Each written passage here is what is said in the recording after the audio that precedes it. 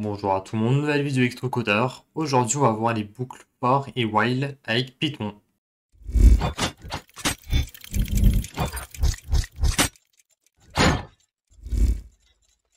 Donc, les boucles for et while nous permettent de répéter une série d'événements, et ce, très rapidement et facilement.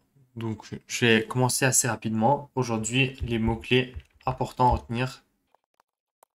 Il y a while, donc la boucle while, signifiant que on a aussi la boucle for. Et la boucle for, ça permet la même chose après que la boucle while, mais ça nous permet une itération. Je vais vous expliquer assez rapidement qu'est-ce que c'est une itération. Donc, dans un cas où on sait combien de fois une boucle doit se répéter, on prend l'exemple, on prend généralement un for, et lorsqu'on ne le sait pas, on prend un while. Je vais commencer par un petit exemple avec while.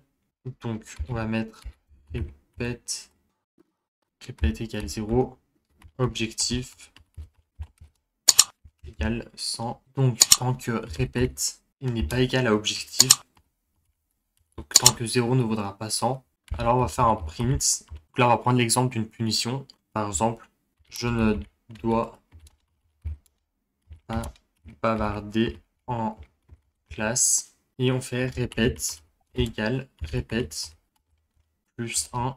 Donc là, en faisant ça, donc là, vous comprendrez pourquoi je fais ça. Donc là, on fait je ne dois pas bavarder en classe. Et on fait répète égale répète plus 1. Donc on répète une autre fois. Donc ça, jusqu'à qu'on ait fait 100 fois. Donc ici, on fait bien attention à ne pas mettre vaut. On met que l'objectif il est plus grand ou égal au nombre de répétitions. Donc là, c'est ce que j'ai fait. Donc là, on va faire Python 3. Dans mon cas, moi, je suis sur Linux, mais sur macOS, ça doit être Python aussi normalement. Et Pi, ça doit être sur Windows. Et là, on met le nom de notre programme. Donc moi, là, c'est boucle.py. On va bien être dans le bon dossier.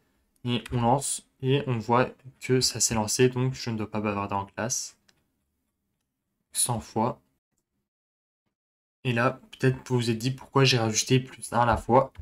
Là, si je ne fais pas plus 1 à chaque coup, donc là, cette condition, elle sera toujours vraie. Tant que répète sera plus petit qu'objectif, donc ce sera toujours vrai, puisque 0 sera toujours plus petit que 100, ce sera toujours vrai. Alors ça sera toujours vrai, et ça s'exécutera toujours, et ça infiniment, jusqu'à qu'on l'arrête. Là, regardez, je vais lancer la boucle encore, et vous verrez que ça ne va pas s'arrêter. Là, on peut voir que c'est infini, et il ne s'arrêtera pas. Donc pour faire ça, on fait CTRL-C. Et on voit bien en fait que c'est infini, donc il faut bien veiller que lorsqu'on commence une boucle, on sait qu'elle se finit. Et ça, faut faire attention. Mais la même chose, on peut la faire aussi avec une boucle for.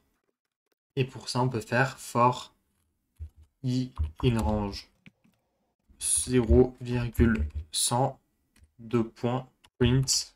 Faire je ne dois pas bavarder en classe si on veut. Là, on peut réexécuter. Et donc là, en fait, ça revient à peu près à la même chose que ce qu'on avait ici. Je peux mettre en commentaire. Et donc là, on va aller de 0 à 100 jusqu'à qu'on soit à 100. On va afficher la variable i, donc ça sera 0 au début. Je ne dois pas bavarder en classe. On revient au début, ça fait plus 1. Donc là, on sera 1. Je ne dois pas bavarder en classe. 2, etc. Donc ça aussi, c'est un peu la même chose, mais ça, c'est lorsqu'on sait la limite généralement. Mais les deux boucles, elles sont très importantes à connaître en Python. C'est pour ça qu'aujourd'hui, je vous en parle. Et là, on voit de 0 jusqu'à 99 et c'est normal qu'on parte pas jusqu'à 100 puisque c'est la limite, on s'arrête avant 100. Donc pour remédier à ça en quelque sorte, on peut faire 1, 101. Si on veut vraiment faire pile 100, là on peut refaire.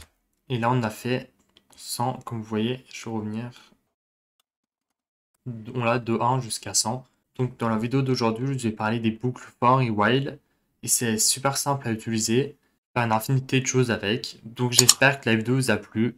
Si c'est le cas, alors vous pouvez vous abonner, liker, partager et commenter. C'était Electrocodeur. Ciao!